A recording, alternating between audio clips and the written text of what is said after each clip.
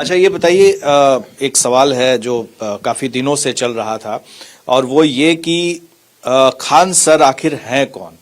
Khan sir की असलियत क्या है? खान सर क्या खान सर स्कूल से ही हैं?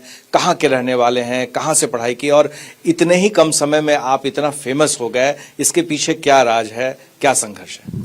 देखिए, हमारा कोशिश यही रहता है कि जो बच्चों को, जो गरीब बच्चे, हमारा मेन उद्देश्य रहता है गरीब से गरीब बच्चों को पढ़ाने के लिए। आप विश्वास नहीं कीजिएगा, हम 11 रुपए तक में भी बच्चों को पढ़ा दिए हैं। कभी कभी पढ़ाते पढ़ाते रात 12 बज जाता, हम यहीं सो जाते हैं, यहाँ पे ही सो जाते हैं, स्टूडियो में ही सो जाते हैं। कल हम यहीं पे सोए हुए थे। तो हम लोग, हमारे लिए कोई ये मतलब मेन यही रहता है कि गरीब से गरीब बच्चों को हम लोग शिक्षा दें। आपका नाम क्या है? आप स्कूल में, किस स्कूल में पढ़े हैं? कहाँ के रहने वाले हैं? आज आप एबीपी न्यूज के दर्शकों को बता दें, क्योंकि ये एक तरह से रहस्य बना हुआ है। देखिए, हम अपने विद्यार्थियों के लिए, पहले बात, हमारे लिए सबसे जरूरी 2 चीजें होती हैं।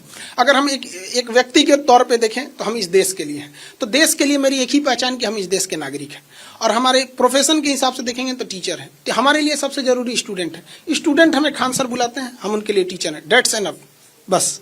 आप बताना नहीं चाहते? हम क्या करेंगे बता के? आपका नाम, आप कहाँ के रहने वाले हैं? हमारे विद्यार्थी हमसे कभी ये सवाल नहीं पूछते हैं। हमारे विद्यार्थी जो है वो खुश हैं इस चीज से। हमारा उद्देश्य ये है कि हम बच्चों को पढ़ा सके। गरीब बच्चा, हमारे यहाँ विद्यार्थी जो है उनको तकिया लगाने का पैसा खरीदने का नहीं रहता, तो हाथ मोड़ के इसे सो जाता है। उनके लिए हम खान सर हैं, बस यही हमारे लिए उद्देश्य है। बाकी ऐसा कुछ भी नहीं है। हमको अब हमको क्या है कि हम जो बच्चे, क्या है कि सरकारी स्कूल में पढ़े, ऐसा नहीं कि सरकारी टीचरों को नॉलेज नहीं होता है। नॉलेज भरपूर होता है उन सबको। बहुत से ऐसे, देखिए, हम लोग भी सरकारी स्कूल में पढ़े हैं। ऐसा नहीं है कि हम लोग बहुत हाई फाई में पढ़े हैं। कहाँ के सरकारी स्कूल? तो हम लोग के सरकारी स्कूल के टीचर जो थे, अश्वनी सर जो थे, एक बहुत बेहतरीन थे, फिजिक्स पढ़ाते थे। डीएस सर थे, कई सारे ऐसे टीचर थे जो बहुत बेहतरीन पढ़ाए। तो बच्चों के पास स्टेमिना है, हम उन बच्चों को व्यवहारिक भाषा में समझा देते हैं।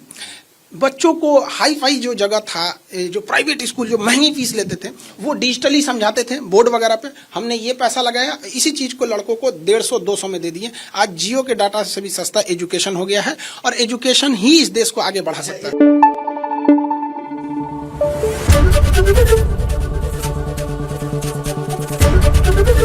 एबीपी न्यूज आपको रखे आगे।